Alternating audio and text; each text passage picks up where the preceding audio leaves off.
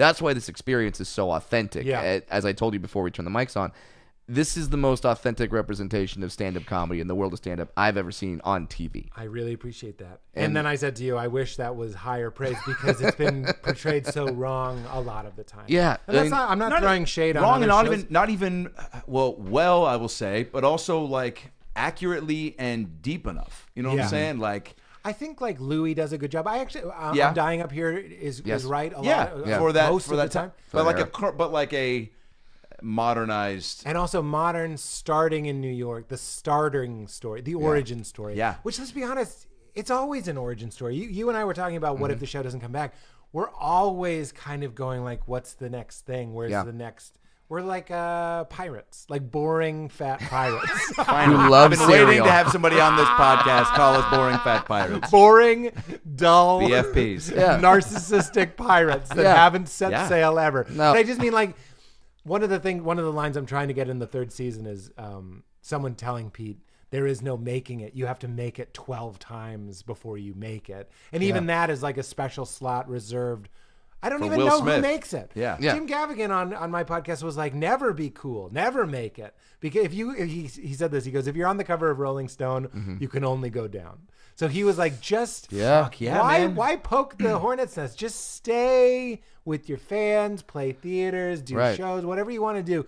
He was like, never be cool. But how do you? But how do you control that or try to? I mean, because if you've gotten to, I don't know. I mean, do you then downplay success or try to not, like, if the show continues to go, let's say you do another 5-6 seasons and it's just like all these awards, then do you find the balance of pulling back, like not doing a ton of press so that you're not crushing it even harder in other areas so that people aren't, so that's not building into this big, you know what I'm saying? Like, I don't know if I understand what you're saying. So like, how do you keep the show from taking over everything? I speak Adam. But like, do you have to? Well, he was saying just to not get so big and popular. So how do you control that? But like, you're still wanting to make, like, let's say you're still in this avenue of like, I want to make the show so great. Yeah. But it's happening so that it gets so big. But you're like, all right, well, how do I pull back a little bit without taking away from the show becoming? Oh, that's interesting. And that's what I'm saying, like not doing, because you crush the talk show. So saying, why not do that part? Like take away things that you can not, so that you're not out there so great that people are like, that I think that's one of the things. HBO continues to let us be like experimental and explore. Like when I was like, we want to explore the alt scene, and they were like, okay. I was like, that's crazy. Like it made me really, really happy. Right. But I was like, that's what makes HBO HBO. But it's like, it would be nice to have that problem where we're like, how are we going to cool the heat on the show? When you get named so many shows. People Magazine's Sexiest Man Alive in 2021, then it's like, how do you keep yourself grounded? Where George Clooney's face flies off of his face in a car accident and lands on mine. And they're like, we know he's just wearing dead Clooney's face.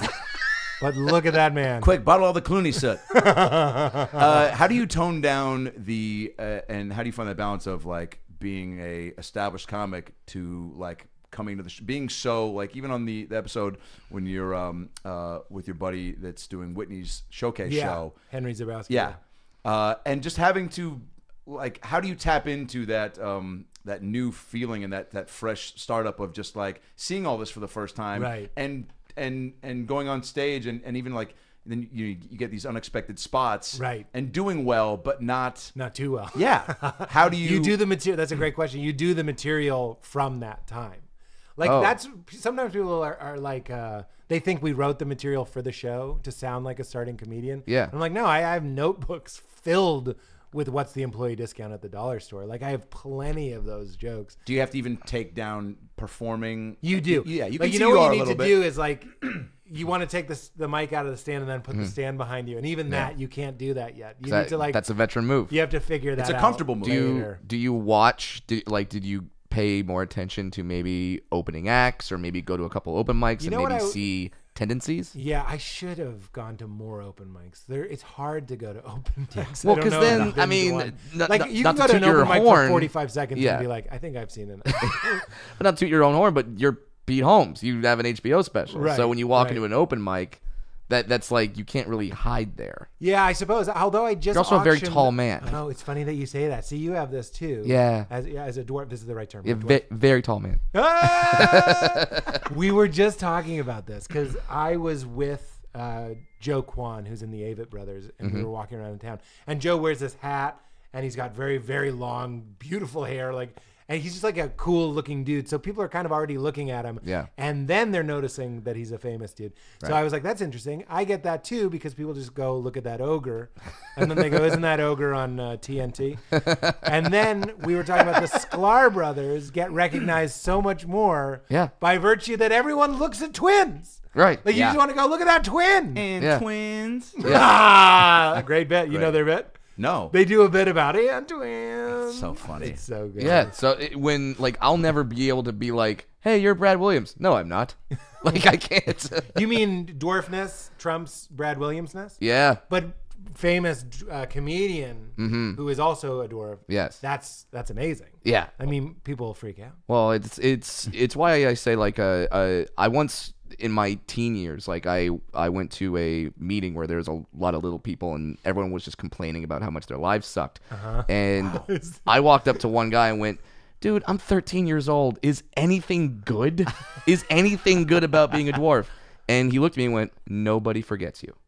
There you go. I thought, all right. True. Yeah, and then true. I got into an industry where that's a good thing. That is a good thing. And that is really true. It's true, the Sklars and twins, little people. Basically, I mean, if P.T. Barnum hired Novecki. Why do I remember Nick Novecki's name? Yeah. Because he's a little person. Yes. And he's a sweet guy, a talented guy. But I mean, you're right. It helps. Now, is there ever a time when you're making certain scenes? Do you hate Nick Novecki? Is he? No. Is he? Yeah, We don't you changed. We don't feud. Real quick. I only hate like Dinklage. something. Only hate Dinklage. Your Novicki transition was real sharp. Yeah, we all felt the ding. The Novicki transition would be a great project for him. Harrison Ford stars in that. He has to. That's so And it's a funny. TNT drama. You got to be mad at Dinklage, though. I mean, that's Sure. that's He jokingly shits on Dinklage a lot. Yeah. Dinklage. He's more And then we just successful. tweeted at him to try to get him on the podcast. I was like, enough is enough. Like, let's make this happen. And then somebody goes, that's his fan page. Yeah, like, it's a. he doesn't have a real Twitter? No, he's What? that cool. He's I not on guess. Twitter. Yeah, Doesn't have to be. I don't know what that means to me. I used to see him in New York walking all the time. And? I didn't have the guts to say hello to him. Although one time I met him at Sweet. You know, Seth Herzog used to have that room at the Slip Room in New York called Sweet. And he'd always have famous people working the DJ booth. And it was Dinklage. And this is pre Game of Thrones Dinklage. So Okay. post So just DJ Dinklage. Station agent Which you were Dinklage. great in, by the way. Thank you. Fuck that guy. Get that guy out of the way. know. No, that guy's I great. know, But I yeah. mean, like, you Thank could you. have all his roles. I want that, yeah. You could have all I his know, roles. I know. You could have Dinklage. What's that guy's name? Is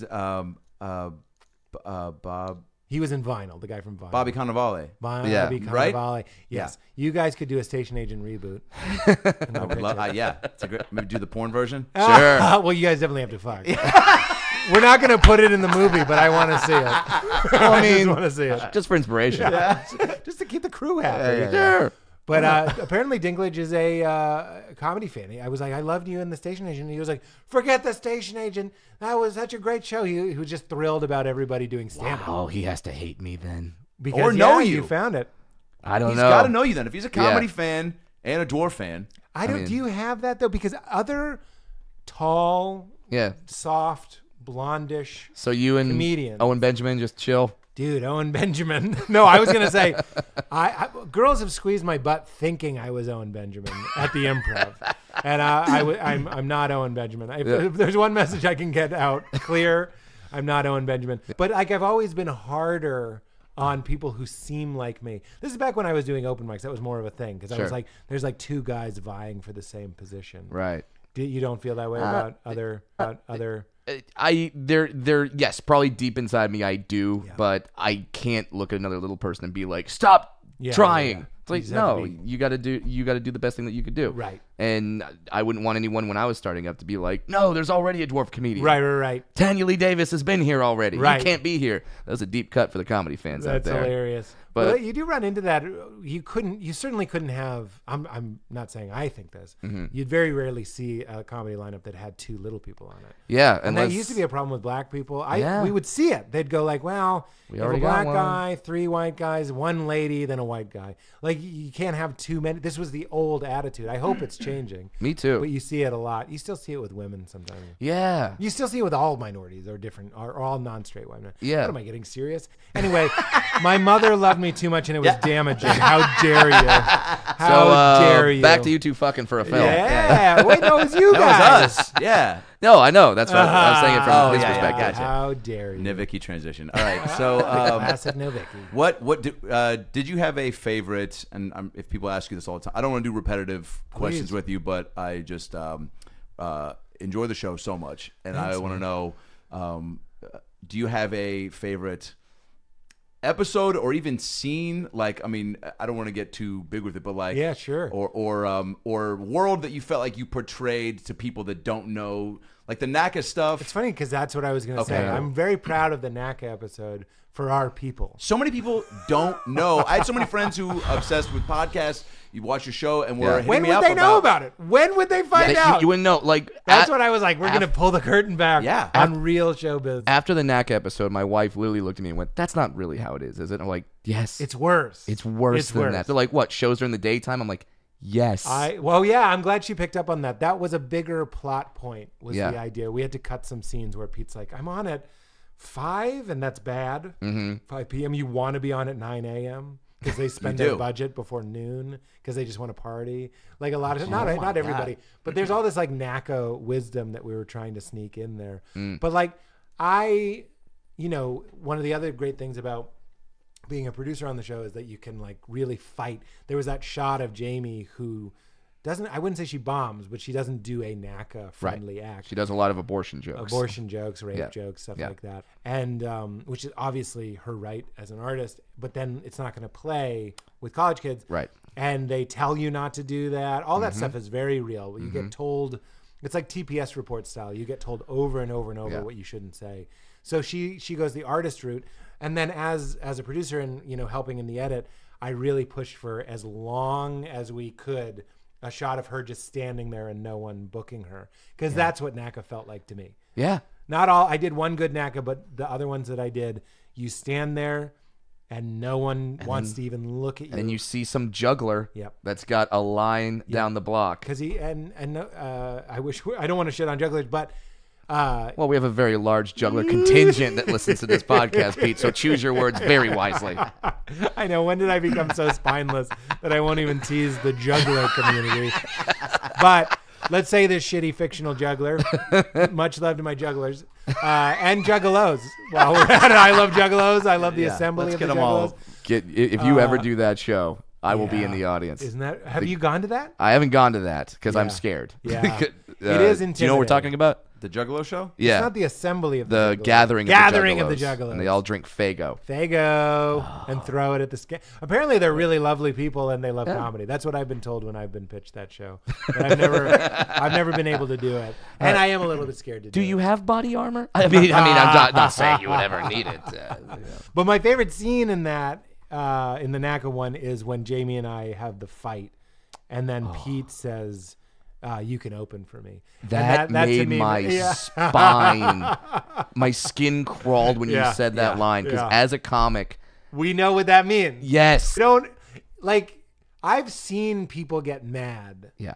People I know, people I don't know, because somebody asks someone to open for them. Yeah. And that's this moment where you see, oh, you think you're better than me. Yeah. Which is like, it happens, especially when people are close in power. Right. Like, he used to be, Mulaney's so huge, but like if 5 years ago, before he really exploded, if I was like, would you open for me? That would have been a problem. You know what I mean? We were dear friends. He wouldn't have gotten mad at me, but he would have been like, fuck you. Like, what are you talking about? Yeah. We're in the same lane. Yeah. You know? Now I'd open for him happily. Are you kidding? Radio City? That'd be a thrill. Yeah. That's going to happen. That scene, like, I could feel that line coming, and I don't really talk back to shows. Yeah. But in that scene, I'm like, don't say it. Yeah. Don't say it. That's what makes me proud, is that I showed it to my wife and she was really crawling. And then the roast, when we roast each other. And which were real roast jokes. Yeah, they're real roast jokes. We got Mike Lawrence. I wish I was better with names, because we got some really, really good roasters on there. Tony Hinchcliffe, right? Tony Hinchcliffe was there. He was helping out. Jeff Ross helped out. Also great to show that world, and something that show has really just added to the coolness of comedy. I feel like right now, Yeah. right? It's just been another that's what avenue, and you're being like, oh, and not just showing a niche thing. Like I think the roast battle got pretty nationally known about, and now you see all these spawn-off shows and people wanting to roast, and even like even being at the airport, like I'll see guys. TSA guys shitting on each other, and somebody be like, "Oh, you got It's just like it's such a known thing of culture now. It is, and roasts in particular are a gift to people because it shows all of us how it's okay. In fact, it's very cathartic to tease each other in that way. Like I used to be like my character who didn't understand what it was about, and now I'm like, if you really dig in there and tease the shadow, like the dark part of yourself, it really makes your life better. Yeah. Some people can't handle it. Maybe you wait 10 years or something before you do it. A lot of guys can't wait to get roasted. Or do it through Skype first. Do it through Skype. Do it as a persona. They do wear a shredded wheat mustache. Yeah, exactly. Be a character. But I was really proud. Anything that I can show that shows the struggle of stand-up makes me really excited. Yeah. And that's what the third season will have some of, which is a little bit of what it's like when you work the road and the dynamic. Yeah, I'm gonna say now that the character, and go back and watch every one of the episodes, but the character right now is experiencing a little bit of success. Yeah, and that's sort of the transition, like because you can't do this show for 8 years and have him always be on couches. There has to be a point where he kind of breaks through. Exactly. So is that like, are you tempted to do that now? Well, I mean, that's kind of what I'm saying about you have to make it 12 times. As we all know, is there's these moments, and really, we haven't figured it out yet, but I might want to have my character be the type of idiot that thinks when you make one break that you are now golden. Done. Yeah, it's done. You don't have to work. You can be a dick a little bit. I knew guys that got Montreal and therefore didn't submit to like Premium Blend, which was like live at Gotham, because they thought it was beneath them.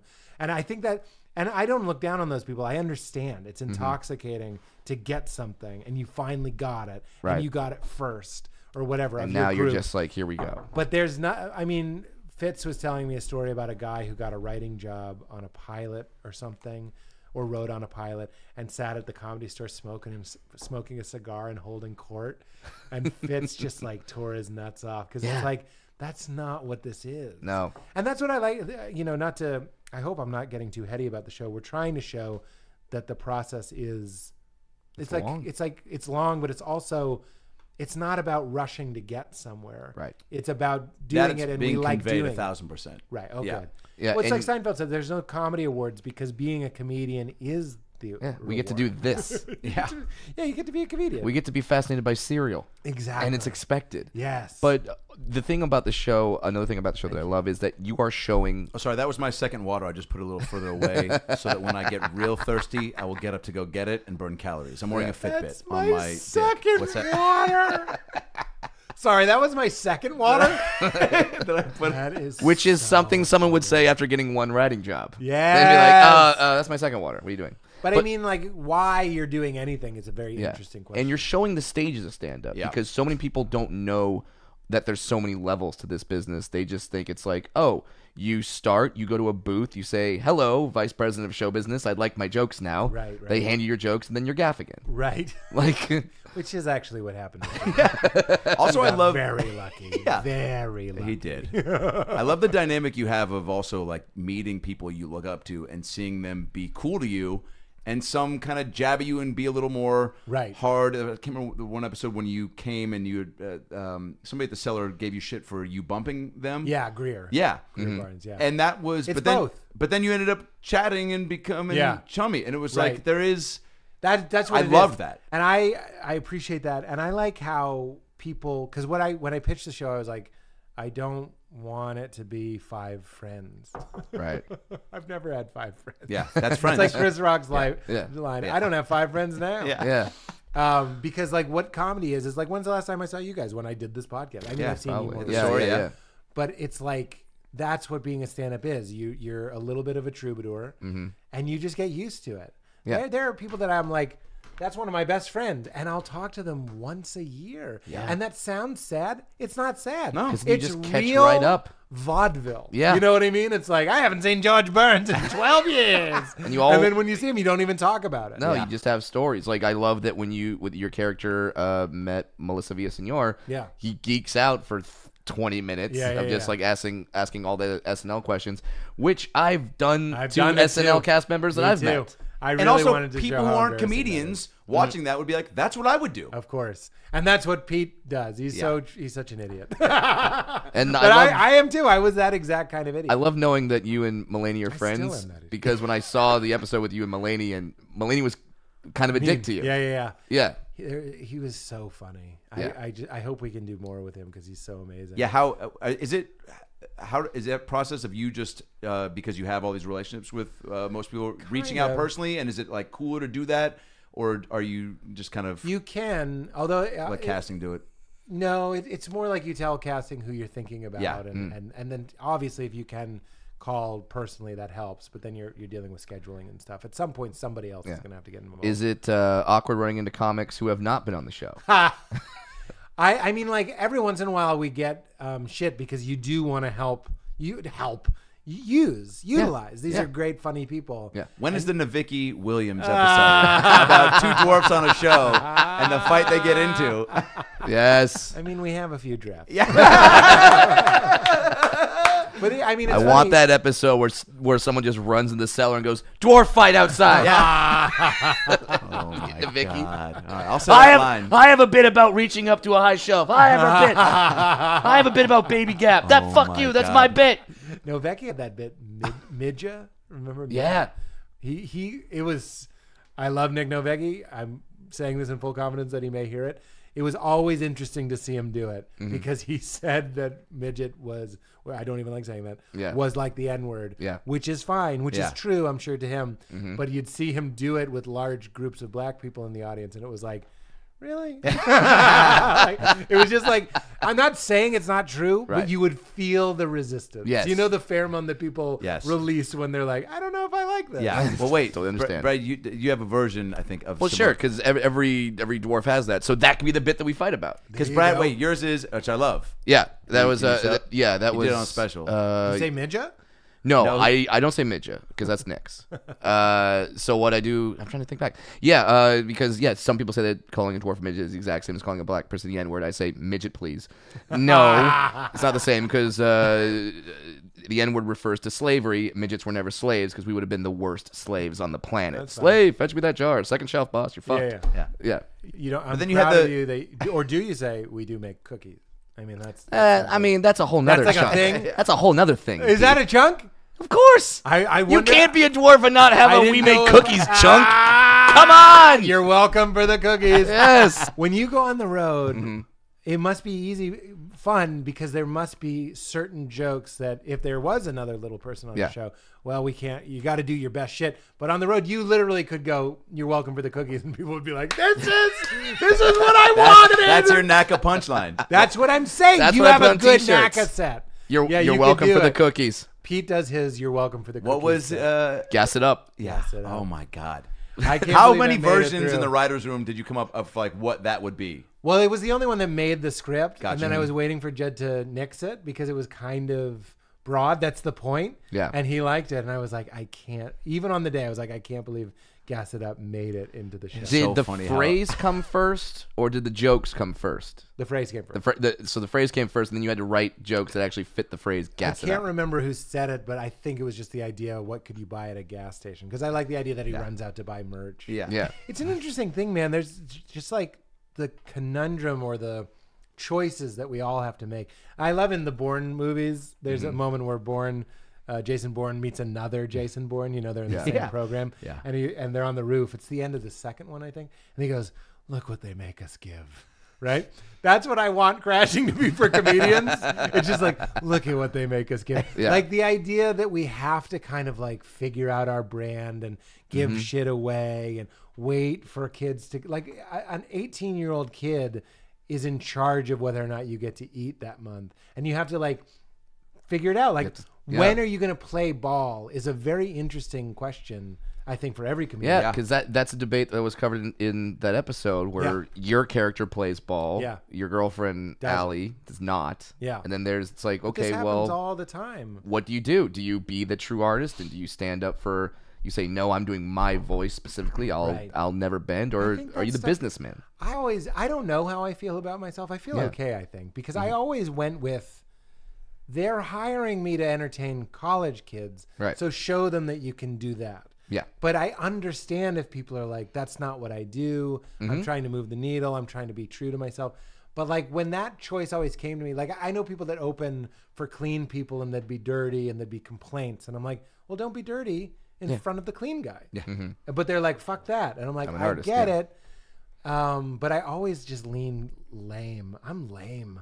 I'm always like, well, they're giving us a tidy sum to entertain them in the way that they deem appropriate. Like it just doesn't irk me. Maybe it's because I grew up religious, but if someone gives me moral confines, I'm like, I understand.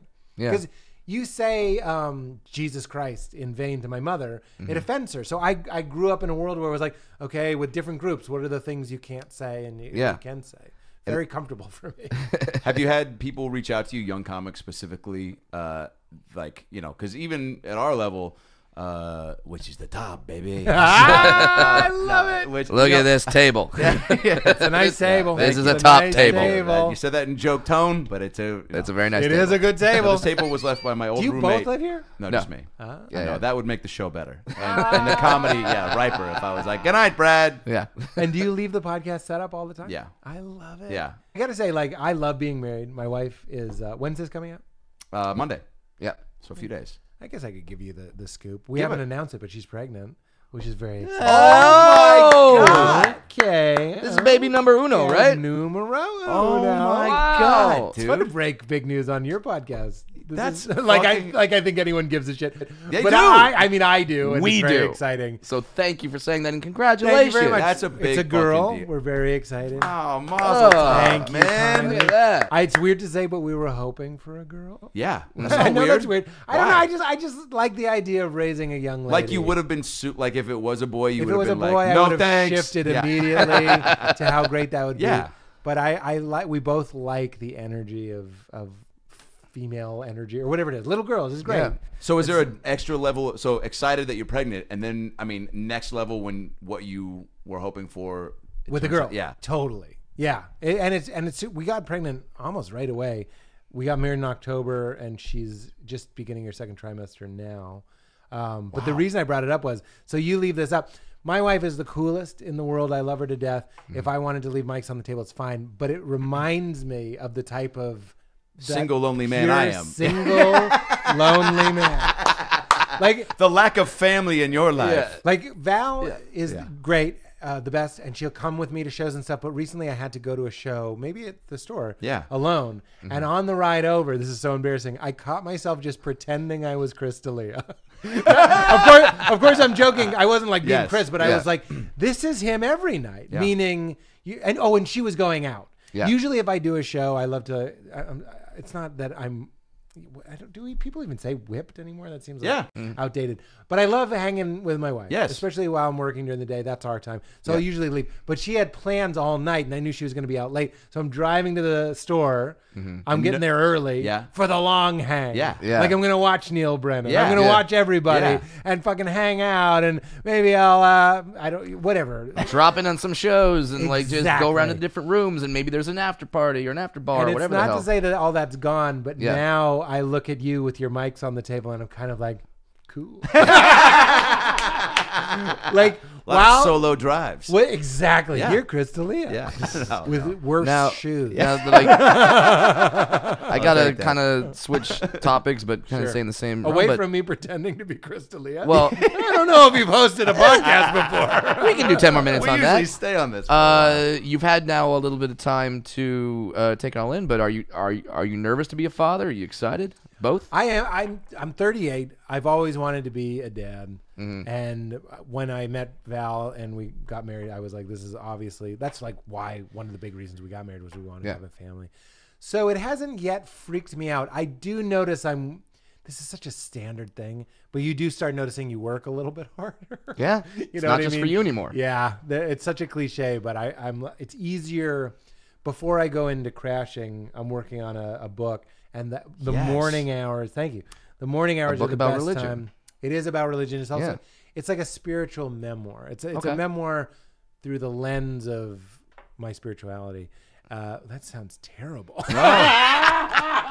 Well, no, but I will say I this. just mean like it's a memoir about growing up religious and losing it and whatever. And it's so rare to find a religious person in comedy. Sure. So that's my angle. Yeah, that's my angle for your sure. religion gets tested like when people surround themselves with other people that only think the same way they do. Right. Their faith is never tested. That's what crashing is about. Yours has been tested. These guys are like, let's go get hand jobs. I'm like, excuse me. Which, by the way, I didn't do, and it wasn't because of the love of the Lord. It was just like, I don't want that. Yeah. I don't want to make awkward eye contact. Are they Purelling? I need to know the Purell situation. I didn't see any Purell. They're doing it with Purell. Oh, God. That's the only way I can come get it in the hole. But yeah, as I go off the alcohol and the urethra joke, I know it'll probably get more intense, and I know it's crazy, but what Val and I say, because you can't be ready, is we're ready to not be ready. Like, things are, like, pretty stable. That right would be now. the name of the parenting book that Ready you release. to not be ready? Yeah. Yeah, that's a great title. Funny. Yeah, there you go. Because we know it's going to fucking freak us out. Everybody loses their minds. Sure. They lose sleep. All Yeah, that it seems stuff. so terrifying for me right now, and you're like, really? But look at that table. But like, but you're ready for a family. But you know what I'm saying? Like, I have nieces and nephews, and I'm obsessed with them.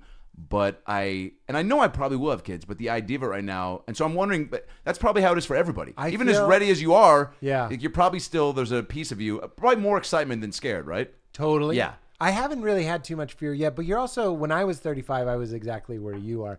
I think the later, I don't know, to us, it's not that late. Like, we're weirdos. We all get married late. We all get kids late. To, like, you know, the rest of the country, it's fucking crazy. Yeah. It's like, what? Is this your third marriage? Yeah. It's like, no. I did want to get certain things out of my system, and I'm very, not out of my system, but like checked off. Yeah. One of the things that I like to say is, because it's not, people think like we're sad clowns and stuff, like making things and bringing your insides out and working with it. You know what I mean? Like doing the digging of an artist and making a show or doing stand-up and having those things seen is satisfying. What I'm going against is the idea that I think a lot of people are like, yeah, but you get it, and then you realize you're just as miserable as you ever were. And I'm like, that hasn't been my experience, because if you can focus on the idea of making it is the thing. It's not if it's billions of views or huge awards. It's just we do it because that's what comics do. Clocks tell time, artists make art, and you just kind of try and the fact that we just get to do this. Yeah. That's the reward. Yes, we all want the Kevin Hart money. Sure. But I mean, the fact that we're doing this and we don't have to do anything else. Yeah. Do you think you would have still had a kid at this time or been trying for it had the show not been happening or going? That's a great question. That was probably a big check, yeah? I mean, you mean money or check? No, check off the list of like because it wanting was something substantial that you were working on. I mean, I really hope this comes off as what it is, which is gratitude. It's not cockiness. I'm just like, holy shit, I'm so grateful for this. Because it made it easier. Yep. And then I remember, season 3 got picked up after she was pregnant, and that's when you're really like, fucking what thank a day. God. Yeah. And even Jed knew before other people, and he was like, yep, now you're gonna be able to feed your baby. That's not awesome. A good Jed, but it's not terrible. It's not your Andre the Giant finding cold peanuts, but it is. Anybody want a peanut? I can't do it anymore. But how fantastic is it that now you're gonna have that work coming in where you're not like, well, I got a baby now, so I've got to go to Poughkeepsie. I know. And do jokes. I mean, you probably eventually will do that. I will go tour. to Poughkeepsie. Yeah, you go. I will happily go to Poughkeepsie. You didn't want to offend jugglers. God knows you don't want to offend Poughkeepsie. The good jugglers of Poughkeepsie. one guy is like, finally, my favorite podcast is out. I hope nothing is said that would offend old Joel. His name is Joel. Yeah. The juggler. Joel, the juggler of Poughkeepsie. He says his full name every time. But it's I'm glad that there's more and more TV because it's less and less rare. Imagine what it was like in the 90s. There's like one comedian with a show. Yeah. Now there's like 15 comedians with shows. Yeah. And all of those shows, you talked about our writing staff, you staff them up, then you cast them up. It's kind of like a rising tide lifting all the boats sort of thing. Yeah. And that's a big thing that Crashing is about, and it's fun. It's comics helping comics. And it's interesting to see the show be about that while it hopefully can do that a little bit for the community. Do you bring in new writers for a third season just to freshen it up? Or? We do mix it up a lot. Cool. It has nothing to do with performance. No. It's Judd loves to get new people in, new stories, new experiences. Sure, because I mean, I imagine a lot of the writing process is just listening to the stories of comics and writers as they came up. It's actually interesting. They'll tell me their story. It'll make me think of a story. Not to say that we won't use elements of their story. We absolutely will. Like Jamie Lee tells a story of she got too many spray tans before her first Conan and she looked orange. So it was like a carrot that stand up on Conan. And that became the story of Henry shaving his beard before his TV spot. Oh, right. So stuff like that. So it's not direct, but it is like, what is the worst thing that could happen? It would make me think the first time I did Premium Blend, I couldn't stop clearing my throat. It was like this weird tick, and I don't really have ticks. And I was like, I almost lost Well, you my talking voice. about a lack of ticks is your tick. I noticed you do that a lot. Yeah. This guy won't stop talking about his fucking lack of ticks. He say tits or ticks? I don't know, but he won't stop. So we all just kind of go around the room and talk about like what butterflies in the stomach looks like before your first TV. That sounds super fun. Right. It is to super write fun. that way, yeah. And then I'm a big believer that the trick of a writer's room is to become like one brain. Yep. Yeah. Like, and that's why we try and look at our phones at the same time. I don't mind looking at phones, but we're going to do it together. You know what I mean? Like, I just want us, whatever we're doing, if we're bored, if we're writing, if we're joking around, if we're bullshitting, let's just do it together. Because when I write, I check my phone, I check my email. Yeah. Like I'm constantly in and out, daydreaming and fucking jerking off or whatever. Yeah. And in the room, and it gets weird. It's totally fine. Yeah. Figure that out of the day. Because you all do it together. Yeah, we all masturbate together. You all start masturbating together. But there are like Solomon Giorgio. Yeah. So he's a Ethiopian black gay male. Yeah. So it's good to get an Ethiopian black gay male in there. And mix it up as much as you can. Get different perspectives as much as we can. Have you? There's other people like that. He just came to mind. Yeah. Do you? And asking earlier about like the adjustment to New York. You spent so much time there, but like living there at this stage in life and with the show and everything, is it a quick, easy adjustment? Because you're like, I'm making a TV show in New York, or are there aspects of it that you're, because of being in LA for so long? It's going to be a grape nuts answer. This is going to be fiber. This is going to be grape nuts. I just bought a bunch of socks because I was tired of my socks slipping down. That was never a concern of mine. What I'm saying is get ready for lameness. On one hand, I'm like, I'm literally living a dream, the dream, meaning you live in LA, you write a show, you edit the show, you do all this stuff here. I love LA. And then you go to New York and you get to be in New York and it's the best. I would say it's a little bit longer than I would elect to stay in New York.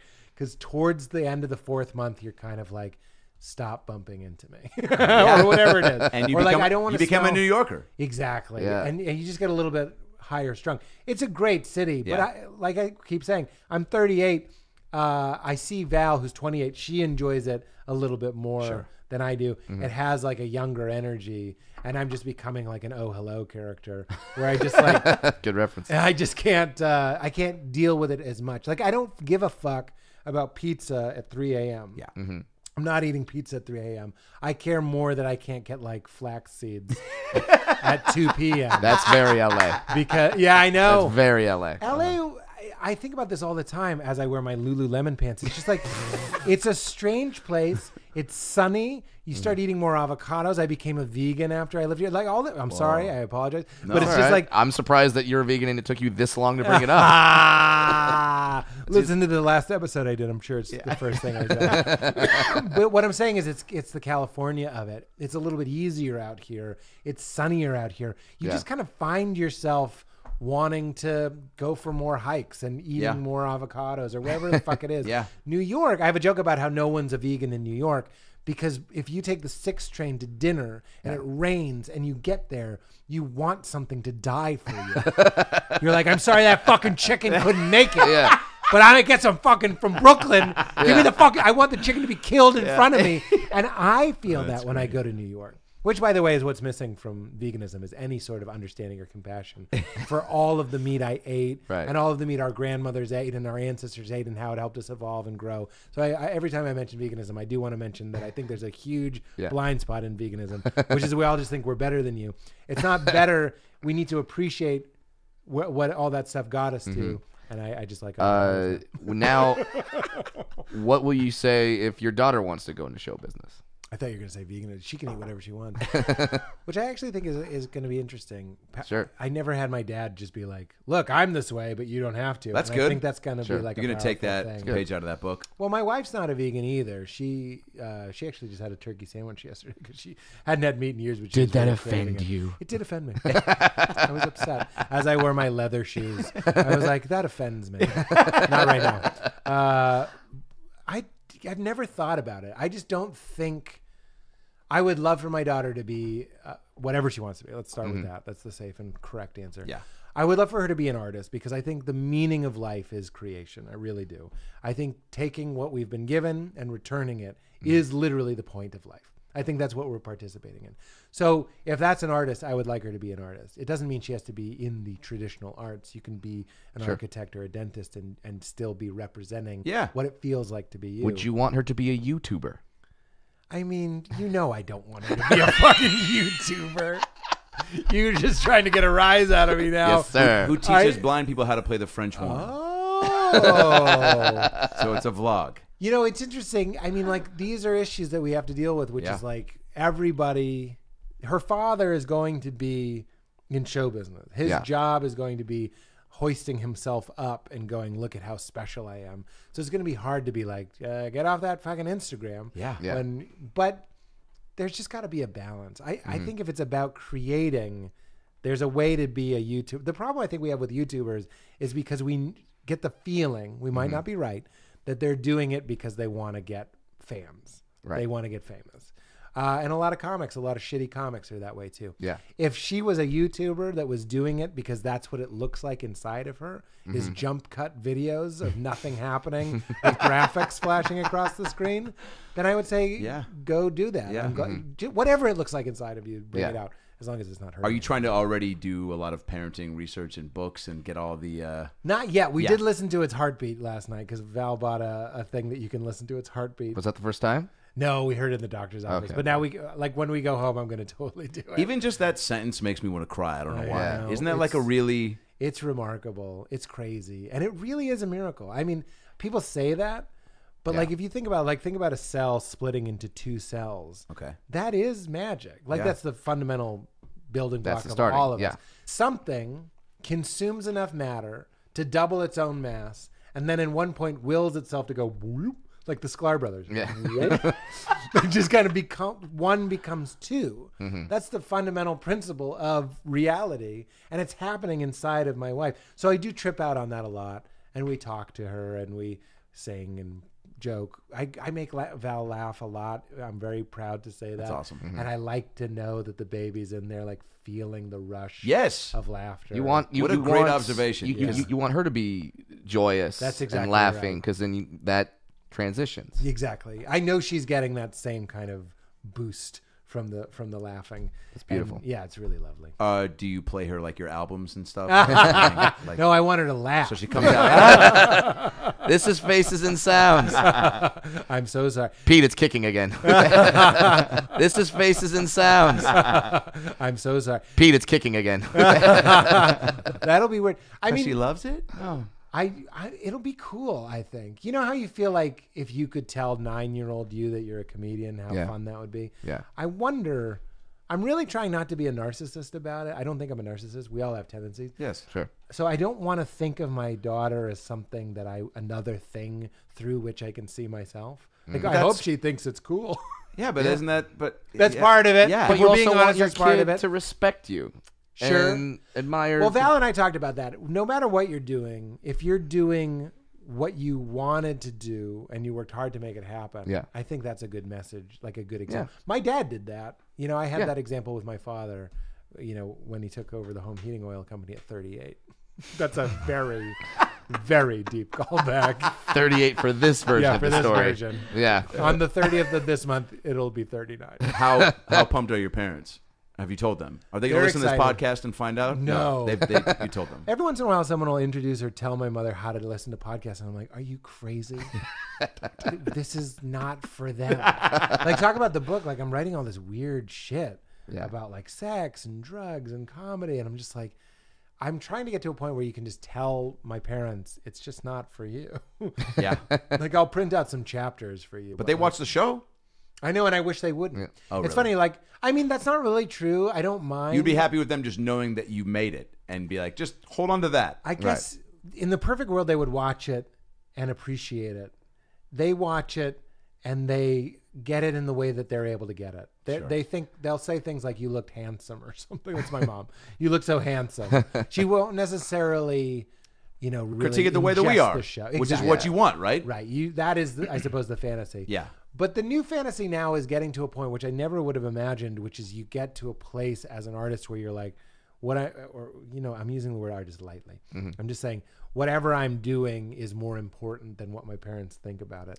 And that took me a really long time to get to. Wow. That's deep And now stuff. when my in-laws will say, like, we watch Crashing, and I'm like, do I want you to watch me going down on another woman?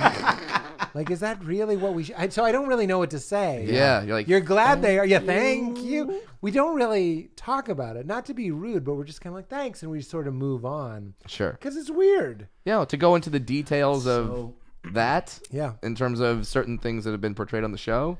Buddy. Yeah. I jerk off so much on the show. There's so much of me jerking off. Is it weird to act jerking my off? God. With Frank, he's got, I don't know how old he is, but he's older. Yeah. He's over 50. Okay. So Frank, who did the sound for like Goodfellas and stuff. Whoa.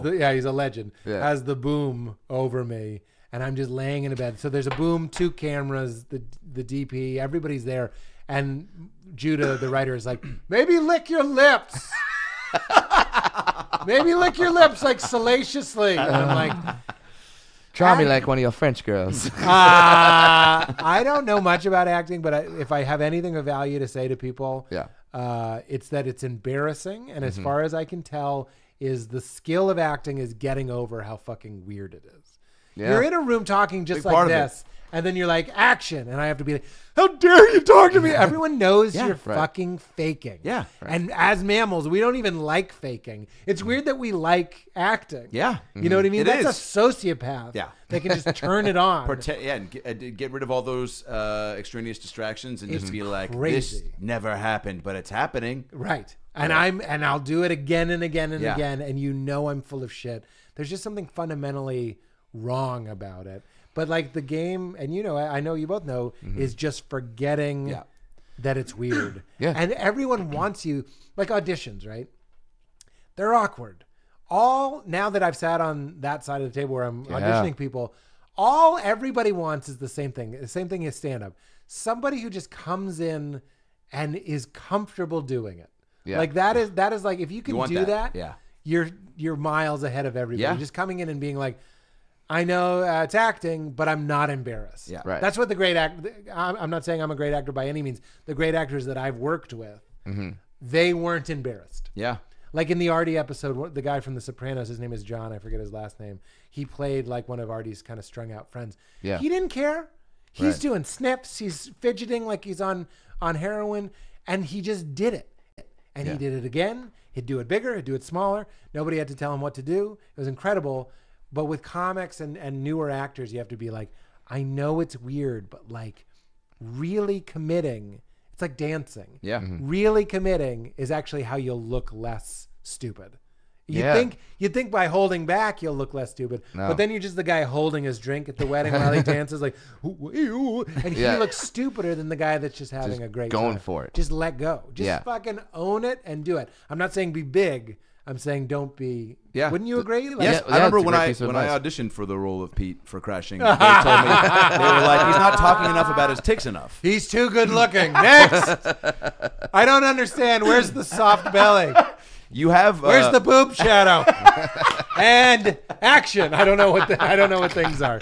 You haven't. I've told you this. Like really settled into acting, and like you're like, oh, thanks, it's man. like a very natural. I will say, I appreciate that. Yeah, man. It's and the show would not work if you weren't as believable and That's kind. subtle, but like. And you can tell you're growing through the show, and Thanks, you're just man. speaking to like the machine of the show and all the pieces getting.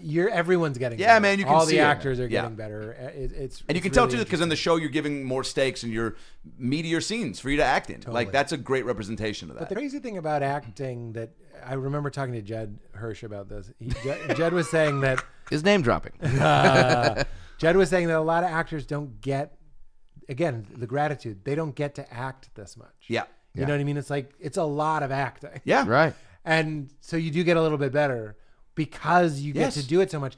And then you even get in between seasons because I it's not that I have to, but I end up watching every episode like 12 times. Should. So Right. you're really watching that game footage.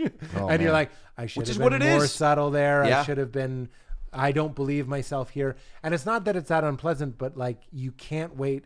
I personally can't wait for season 3 to try and be, and it's always smaller. I've never watched and gone, should have done that bigger. It's always, could I have done it with less? Yeah, Could I have jerked that's off? all. That's a good sign. Less Could I have bigger. jerked off less big? I licked my lips too We didn't use the lick lip tape. Vivaciously. What was the word you said? Salaciously. Salaciously. Every actor that I've interviewed on You Made It Weird, they all say do less. They're just like, listen and do less than you think because it's picking up more than you know. And when I watch, I'm like, geez, my face is too emotive. Well, because it's so awkward that you're just standing still. You're like, I should be doing something. You want to do something. I should This be is doing where something. interesting acting, like Denzel Washington is always like, that's you? He's always like drinking. Yeah. Or he's like touching face. Yeah, or like you gotta there's fill that the screen. there's He's that thing great. about Brad Pitt always having something Grapes.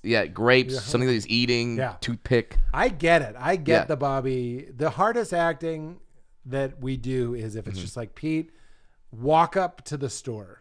Like it's just an exterior shot and they just need you to walk up because you're going like, how do I walk? Walk like don't think about act walking. Exactly. Just walk. It's like Phantom Thread. You see Daniel Day-Lewis putting his socks on and you're like, what the fuck? Like it's unbelievable. What was he thinking about? You know what I do? I forget. It might have been my acting Try to have story coach. thoughts, right? I try and think. I do math.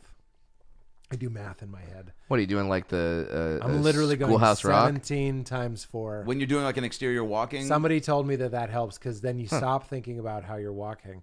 And I'm not sure it works, but every once in a while I would do math in my head. It's a great idea. To make it look like I wasn't thinking about acting. Are you gonna now? That seems like an eBay item. Write down all the problems you solved in your head during exterior walking shots and sell it on eBay. I think Everything's a money opportunity. you can sell math. I'm pretty sure you can sell math. Said the math Is that major. illegal? Yeah. That's You can it. sell it. Crystal math. What are you? Okay. From the makers of Crystal Pepsi. Finally, a beverage you can sink your tooth into because of the meth. Yeah. What are you most pumped about this next season for? And life this next year, because we're only a couple months into it. Well, baby show. baby show. Those are going to fuse together at some point, right? I gotta say, like season 1, I was a little bit more thoughtful going into it. Season 2, I was just kind of like, I've done this before, so I rolled into it with less like visualization, less contemplation, and I'm really excited to get another crack at it because I think being a little bit more deliberate and preparing a little bit more and all that stuff will just make a better product. So like, it's not just making the show, it's like making the show better, more seamless. We were bad with like the writers, not terrible, but like I realized too late that you have to like check in with the writers. I didn't know. I didn't go to like fucking Producer school. Drake business school or anything. Or producers. There is no producer school. Well, there is, but I mean, I didn't know any of these things. So I'm just like, well, they probably want to be left alone. And little did I know, like it would have been really helpful to check in with Greg or check in with Beth or any of the wonderful writers and just be like, are you okay? Because it's a system. It's like a flow chart Yeah. They're pitching jokes, and maybe that goes to the showrunner, but the showrunner's stressed, and he's working on this, and then the alt never gets to me, and then they're frustrated, and then I'm frustrated that I'm not getting alts. So you really do have to do all this like fucking. You're kind of a messenger for bullshit. all. Yeah. Well, it's not bullshit. It's business school stuff. But trying to get things to somewhere quicker than it could be, just to kind of. And some of my friends that are CEOs and stuff, I talk to them and I'm just like, what do you do? And it's not that hard. It's just like once a week, once every other week. You just meet and you go, yeah, what's going on? Is there anything wrong? Yeah. Just talk to me. But that's why we're back to saving energy. If you can save energy by not riffing too much, that energy that you use, you can go over to the writers and be like, hey, can we talk for a minute? How are you feeling? And that sort of stuff. It's not sexy. It's not that interesting, but that is what I'm learning. That's awesome. Hey, learning is sexy. And you know learning who said that? Learning is sexy. Kareem Abdul-Jabbar. Thank you. Thank you. God damn it. Thank you. I wanted to come up with it, but I go, you're the guest. You can have this one. So generous, Adam Ray. By the way, not a better answer. Because Kareem Abdul-Jabbar never said that.